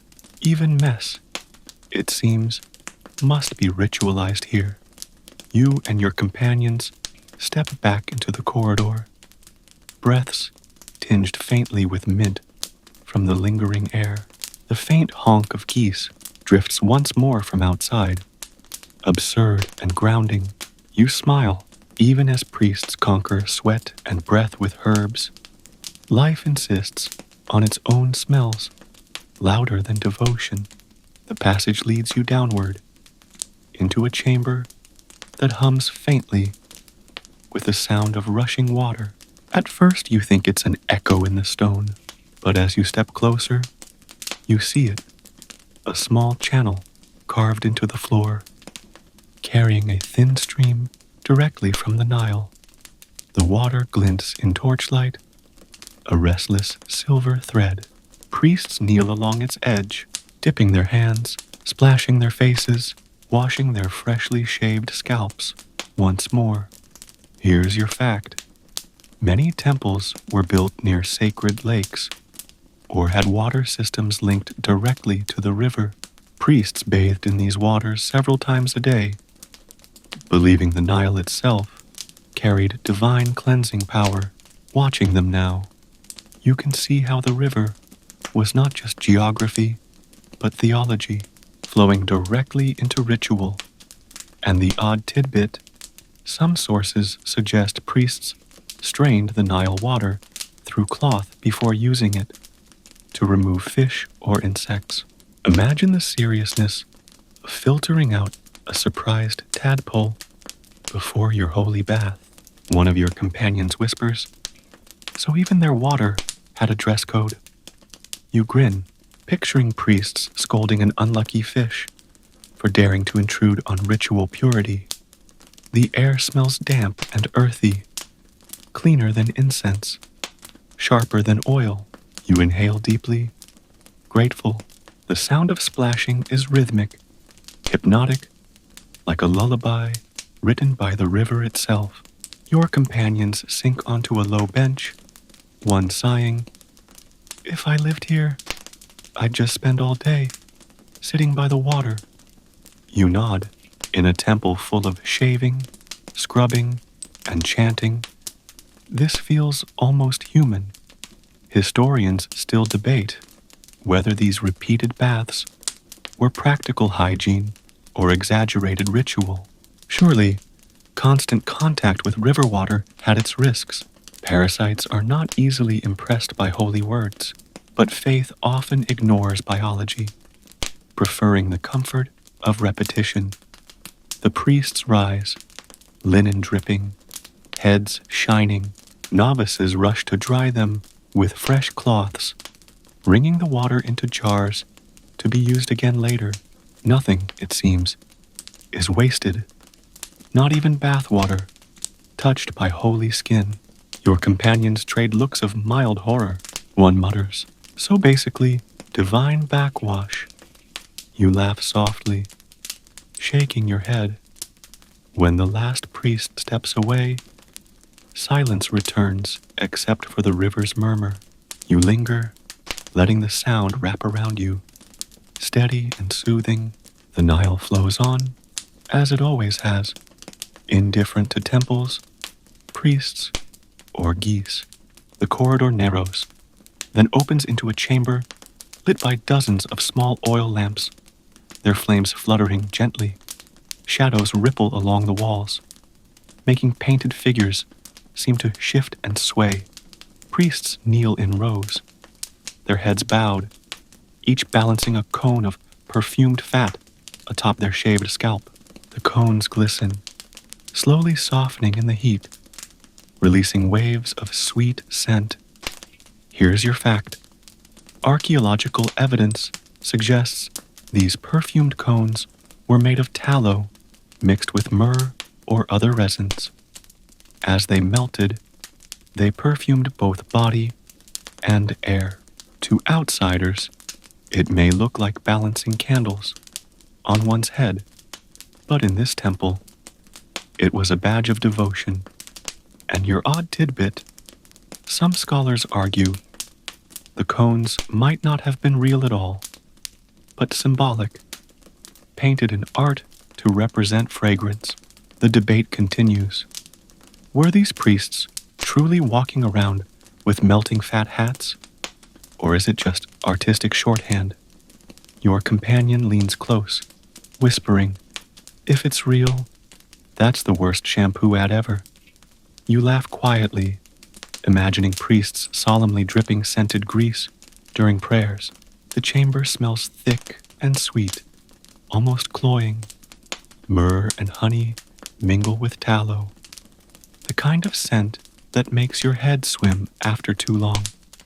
Your companions shift uncomfortably. One mutters, "I feel like a glazed roast." You grin, silently agreeing. The cones drip steadily, the scent growing heavier by the minute. The chanting begins, low and sonorous. Voices rise and fall, blending with the faint hiss of melting fat. Shadows flicker across the walls, figures seeming to nod in approval. It's strangely beautiful, though undeniably absurd. Your companions exchange amused glances, one whispering, "Imagine if one slipped off mid-prayer." The thought lingers, adding a quiet humor to the solemnity. Historians still debate whether the cones were practical, symbolic, or somewhere in between. Did the priests truly endure hours of dripping perfume, or was the idea simply too good for artists to resist? You decide not to choose. Some mysteries are better left melting slowly in the torchlight. The chanting fades. Priests rise, their heads glistening. Cones reduced to fragrant puddles. Attendants hurry to clean the residue, sweeping away the mess before it stains the stone. Your companions exhale, relieved, as if escaping a particularly intense candle shop. As you step back into the corridor, fresher air greets you, and faintly, as if on cue, the honking of geese drifts once more from the riverbanks, loud, brash, and blessedly unperfumed. The corridor winds deeper, leading you into a chamber where the air feels cooler, heavier, as though it's been sitting undisturbed for centuries. At the center lies a rectangular basin carved into the floor, filled with still water that reflects the flicker of torchlight. Priests stand at the edges, holding copper razors and cloths. This is not a casual bath. This is the shaving chamber. Here's your fact. Priests shaved their entire bodies every 2 days, sometimes daily, to maintain ritual purity. Scalp, eyebrows, armpits, even places you'd rather not imagine, all made smooth with copper razors and pumice stones. Watching them now, you realize that in this temple, holiness is a war waged against hair. And your odd tidbit, some surviving razors are beautifully decorated, their handles carved with animal figures, almost like charms. Imagine dragging a blade shaped like a jackal across your shin in the name of the gods. One of your companions whispers, "That's not shaving, that's performance art." You grin, picturing priests holding their razors like prized violins. The scraping begins. Shick, shick, pause. The sound is sharp and steady, echoing off the stone. Novices move around with bowls of water, rinsing razors, dabbing cloths. The priests work methodically, their gleaming heads growing shinier with every pass. Your companions exchange grimaces. One mutters, "If I had to shave that often, I'd just declare hair sacred instead." The smell is faintly metallic, copper mixing with damp stone and oil. You breathe carefully, letting the rhythm of scraping lull you. It's oddly soothing, until one priest nicks himself and hisses softly. An attendant rushes over with oil and cloth. You and your companions glance at each other, silently agreeing that even in holiness, razors bite. Historians still debate whether this extreme hairlessness was practical, spiritual, or both. Perhaps it reduced lice. Perhaps it pleased the gods. Perhaps it was simply ritual for ritual's sake. Humans, after all, are capable of inventing entire systems around a single hair. When the last priest rinses his razor, the basin water is clouded, shimmering faintly in torchlight. Attendants drain it carefully, carrying it away in jars. Nothing is discarded carelessly, not even hair-laced water. Your companions exchange looks of weary amusement. One mutters, "Imagine being assigned the job of holy drain cleaner." You smile softly. Every system, divine or mundane, relies on someone with a mop. From the shaving chamber, you step into a hall where incense curls upward in slow, deliberate streams. The air is thick, sweet, and smoky, like walking through a perfume cloud that refuses to disperse.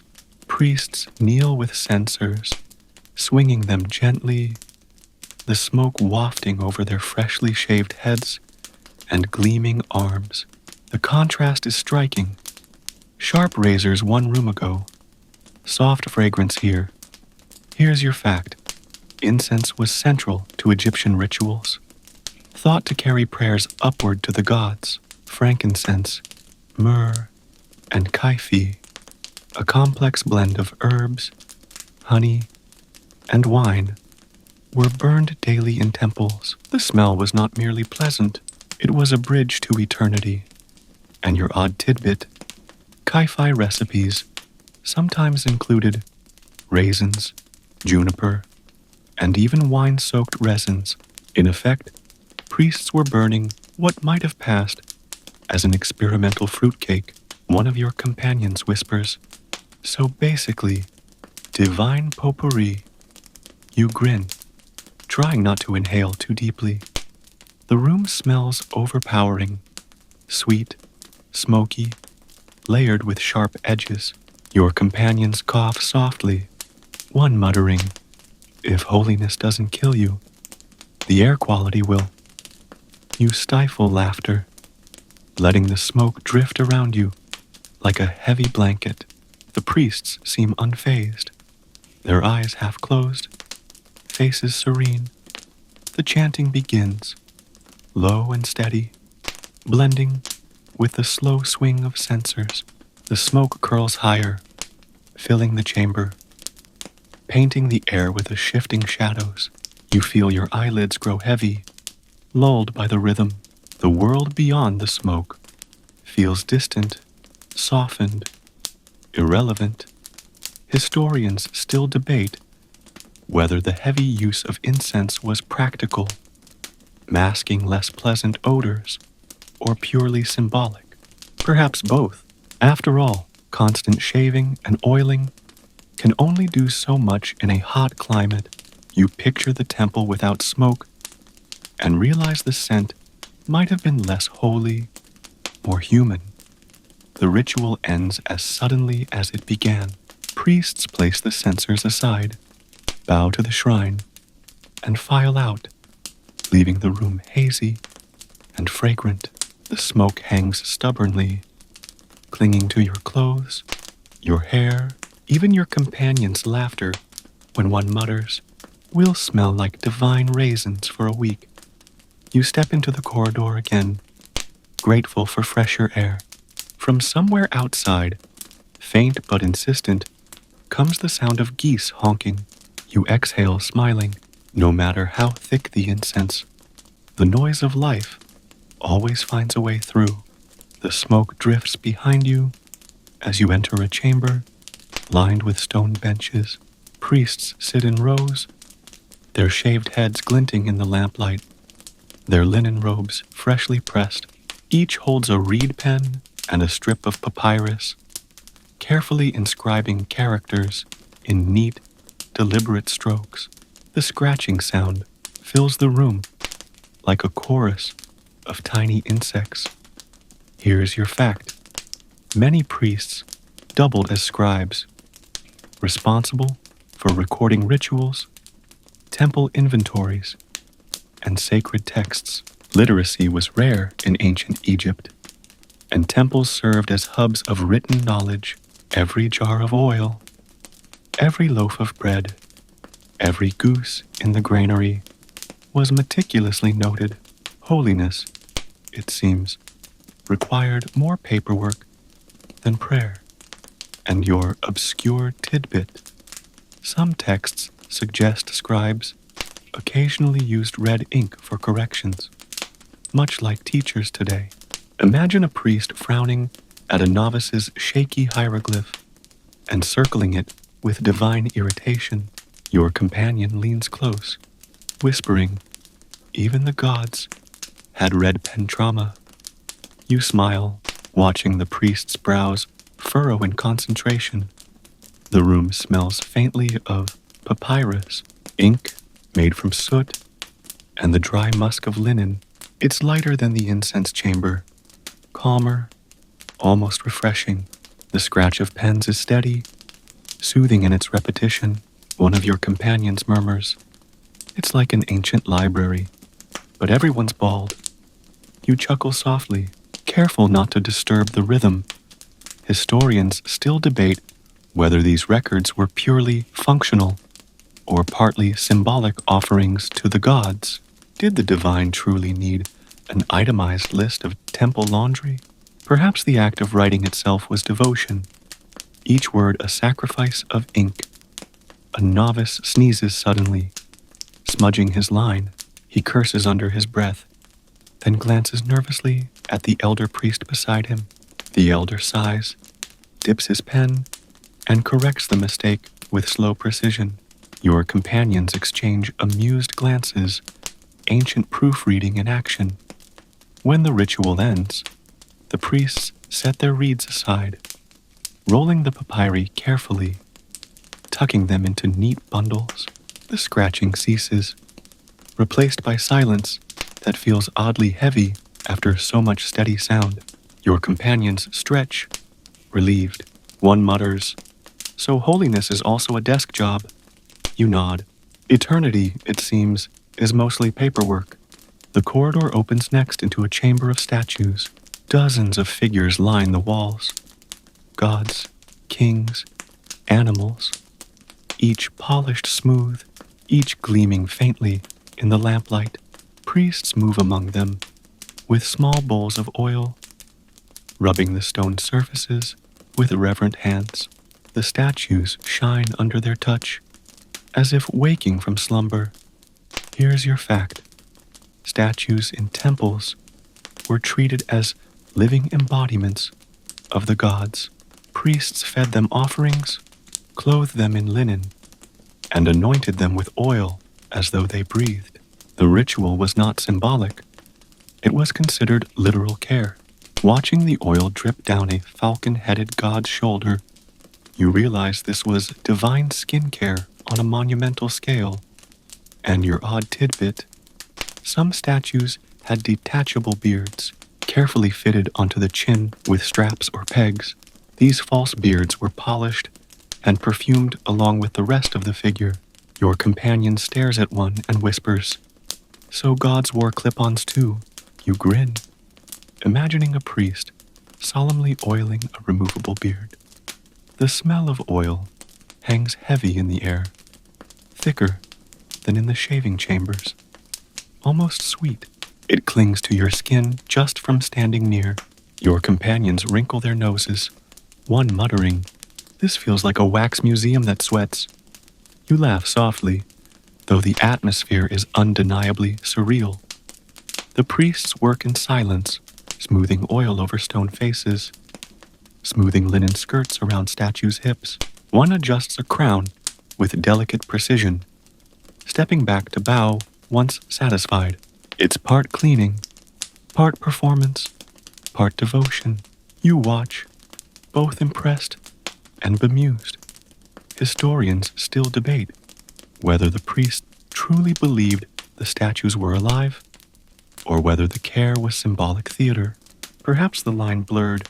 Faith often does. After all, if enough people act as though stone breathes, maybe in some sense, it does. One priest accidentally drops a cloth. It lands with a soft slap against the floor. He freezes, then retrieves it with exaggerated reverence, as though to assure both gods and onlookers that no disrespect was intended. Your companions exchange grins. Holiness, apparently, demands flawless choreography. When the ritual ends, the statues gleam in the lamplight, oiled and dressed like honored guests. The priests bow deeply, then withdraw, leaving the figures in watchful silence. You and your companions linger, gazing at the glistening stone faces. One whispers, "Imagine being worshipped for eternity just because you're good at standing still." You smile, nodding slowly. In this temple, stillness itself is a sacred performance. The corridor hums with echoes as you step into a hall where the ceiling soars high above, painted deep blue and scattered with golden stars. The illusion is striking. You almost feel outdoors, under a night sky that never changes. Your companions tilt their heads back, one murmuring, "They shaved their heads but painted the heavens." Priorities. You grin, letting the room swallow you in its quiet vastness. Along the walls, priests file in, each carrying small trays of offerings. Bread, beer, onions, flowers. They place them before painted gods, arranging everything with meticulous care. The gestures are slow, deliberate, ritualized to the point of choreography. The hall fills with the smell of bread and faint beer, earthy and sour. Here's your fact. Temple offerings were made several times daily. Food, drink, and fragrant plants were set before statues and shrines, believed to nourish the gods themselves. Afterward, priests often consumed the offerings, a divine recycling program. Holiness, you realize, comes with perks, dinner included, and your odd tidbit, onions, already sacred, were sometimes piled high enough to form miniature pyramids. Imagine swearing oaths on onions in the morning and then sculpting them into art for lunch. Your companion whispers, "I'd worship whoever invented mint if onions were holy." You smile, remembering the herbal chamber where priests chewed leaves to cancel out onion vows. The room smells heavy with food offerings, bread warm, beer sour, onions sharp. Your companions wrinkle their noses.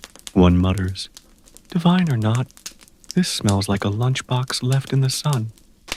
You laugh softly, careful not to disturb the solemn air. Historians still debate whether gods were truly believed to consume these offerings, or whether feeding statues was symbolic. Perhaps it didn't matter for priests. The ritual itself was sustenance, faith fed by repetition. A novice drops a piece of bread. It lands on the floor with a dull thud. He freezes, then quickly retrieves it, brushing it off before setting it back on the tray. Your companions exchange knowing looks. Even holiness follows the 5-second rule. The offerings complete, priests bow and chant softly.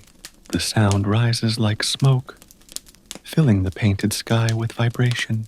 You close your eyes, letting the rhythm settle into you.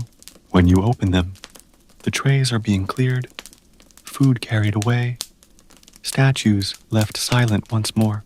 The gods, you suspect, are never hungry, but the priests always are.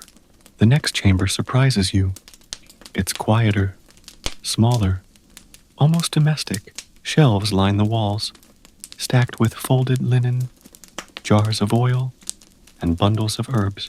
It feels less like a holy hall and more like a supply closet that someone has declared sacred.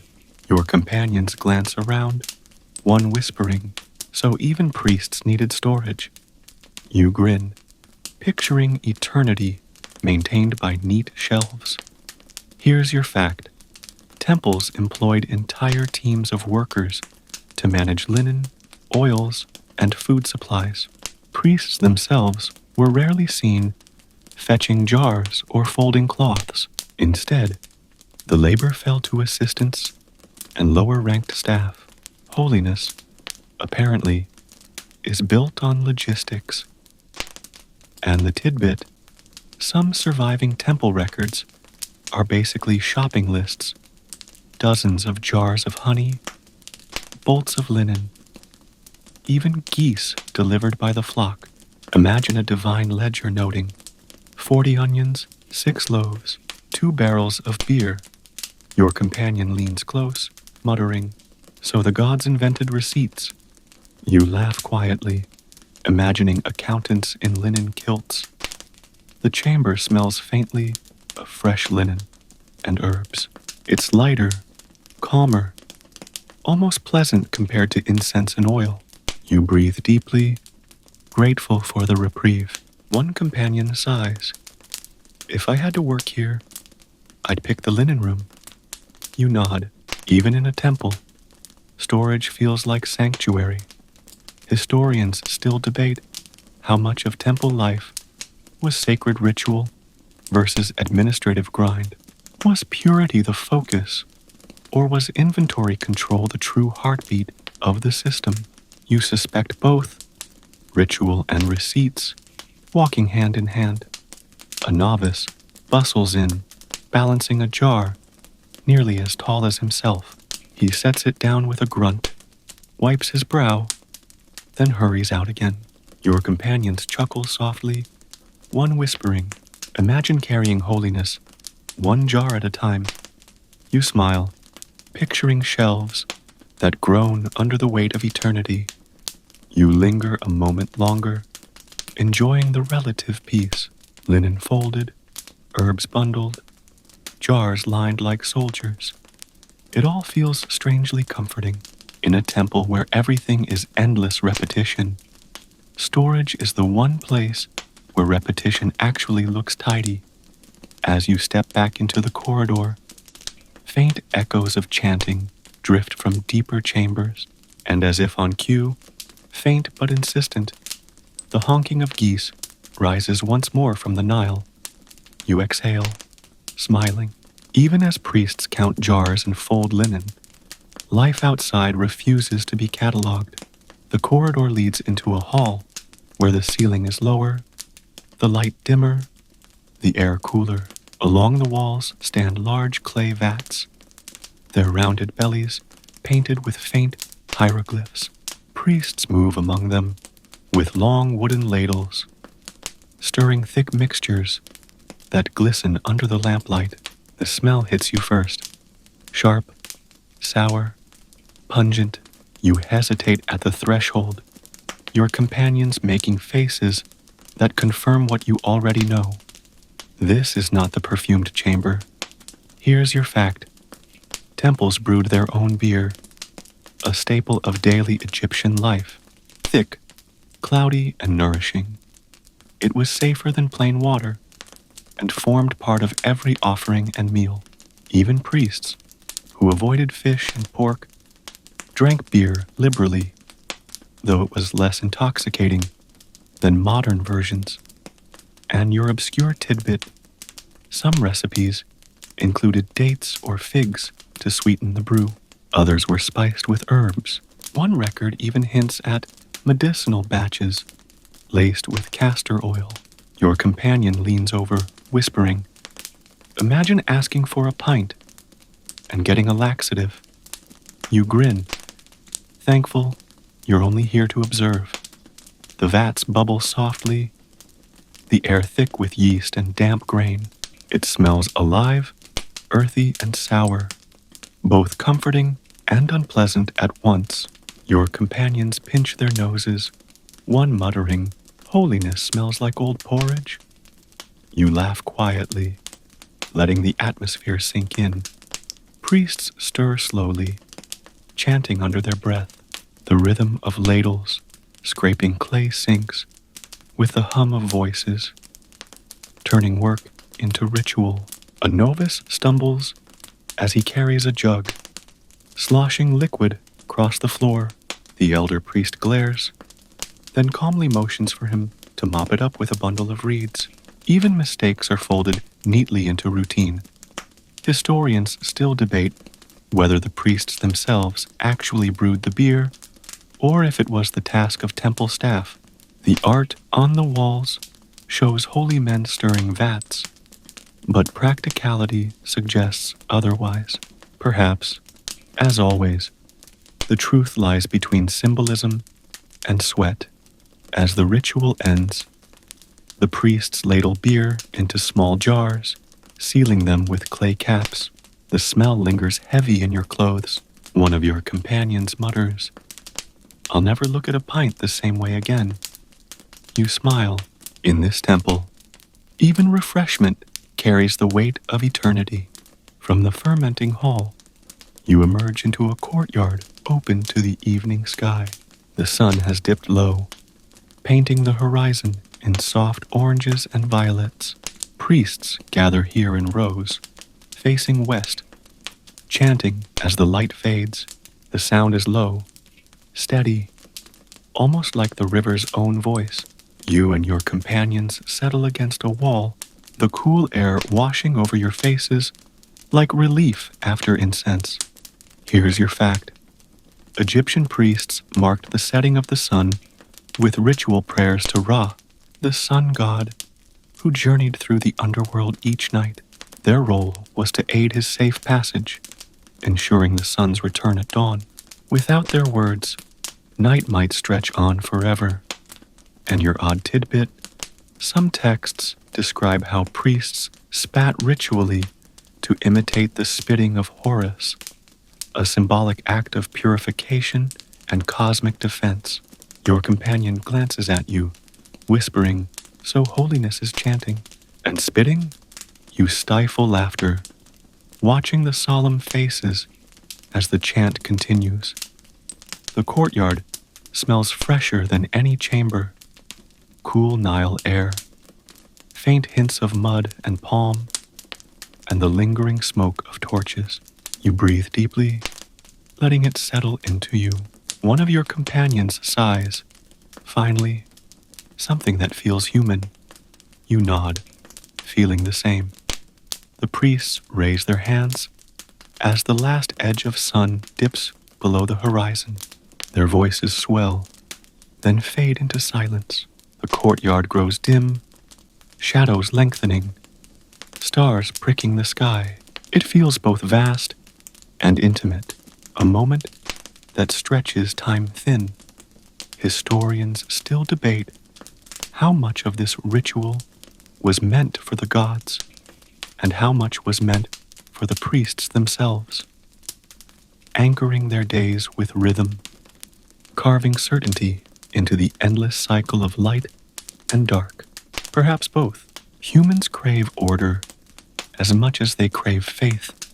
A goose honks suddenly from the river, breaking the silence with comic timing. Your companions laugh softly, the sound quickly swallowed by dusk. You smile, letting the honk carry you back from solemnity into life's stubborn absurdity. The priests file away in silence, their linen glowing faintly in torchlight. You linger a moment longer, watching the stars gather overhead. The day in the temple has been long, thick with rituals, scents, and shavings. But the night hums with promise, steady and quiet. The courtyard empties, leaving you and your companions standing under a sky deepening into indigo. A novice gestures for you to follow, leading you down a narrow passage into a chamber lit only by a handful of oil lamps. The flickering light softens the stone, casting shadows that sway like slow dancers. At the center, priests recline on mats, their heads gleaming, their bodies slick with oil. This is not a feast or a bath, it is a wind down. Here's your fact. Egyptian priests observed strict schedules, but evenings often ended with recitations of hymns, prayers, and moments of quiet meditation. After hours of shaving, scrubbing, and chanting, they allowed stillness to settle in. You realize that, for all their endless motion, the temple still recognized the holiness of rest. And the curious tidbit, some records suggest that priests believed dreams carried messages from the gods, so sleeping clean was crucial. They shaved, bathed, and perfumed themselves, even before lying down. Your companion whispers, "Imagine shaving just to nap." You smile, picturing priests sliding into sleep with polished scalps shining in the lamplight. The air smells faintly of oil and faint smoke, gentler than the heavy scents of earlier chambers. Your companions ease down onto a bench, visibly relieved. One mutters, "If I had to do all that every day, I'd never dream. I'd just collapse." You chuckle softly, letting your body relax too. Priests begin a slow, melodic chant, words rolling like water across stone. The rhythm is unhurried, soothing, almost like a lullaby written for the gods themselves. You feel your eyelids growing heavy, the sound wrapping around you like linen sheets. Historians still debate how much of these evening rituals were communal versus solitary. Were priests expected to drift off in unison, or did some slip away early, seeking a quieter corner? Records give hints, but certainty fades with time. One priest yawns mid-chant, quickly hiding it behind his hand. Your companions grin, whispering, "Even holy men get sleepy." You nod, comforted by the reminder that no amount of ritual erases the pull of human fatigue. The chant softens, then ceases. Lamps flicker lower. The chamber grows quiet. Holding its breath, you linger in that stillness, letting it seep into your bones. The temple has slowed, hushed, folded itself into night. Outside, the Nile murmurs softly, the stars stitched across the sky like a careful embroidery. The geese are quiet at last, their honking replaced by the steady hum of crickets. You and your companions lean against a cool stone wall, breathing in the calm, feeling the day release its grip.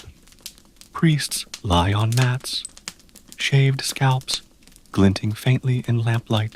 The air smells gentler now. Faint oil, distant herbs, cooling stone, no incense, no natron, no heavy perfumes, just the quiet exhale of a long day. It feels almost tender, as though even the temple acknowledges that purity has limits, and rest is its own kind of offering. Your companions shift beside you, stretching, sighing. One murmurs, "So much fuss, just to end up here." Tired like everyone else. You nod, smiling softly. In the end, ritual or not, even holy men surrender to sleep. Historians still debate how much of this discipline was for the gods and how much was for the priests themselves. Shaving, scrubbing, chanting, all blurring into habit. Perhaps faith was built on repetition, not because the gods demanded it, but because humans needed it. The comfort of cycles, the assurance that the sun will rise, the Nile will flow, the geese will honk again tomorrow.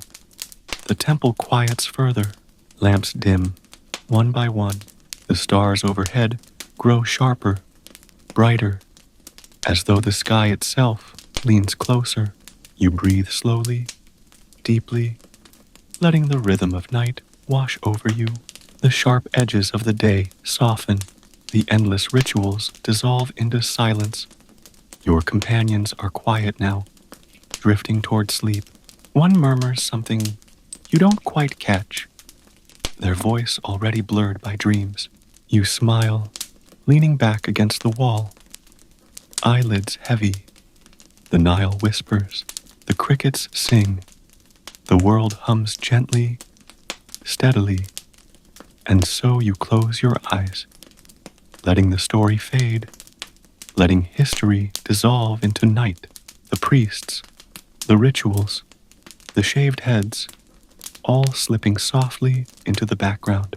What remains is only calm, the steady breath of time, the quiet certainty that tomorrow will come, much like today, and the day after, and the day after that.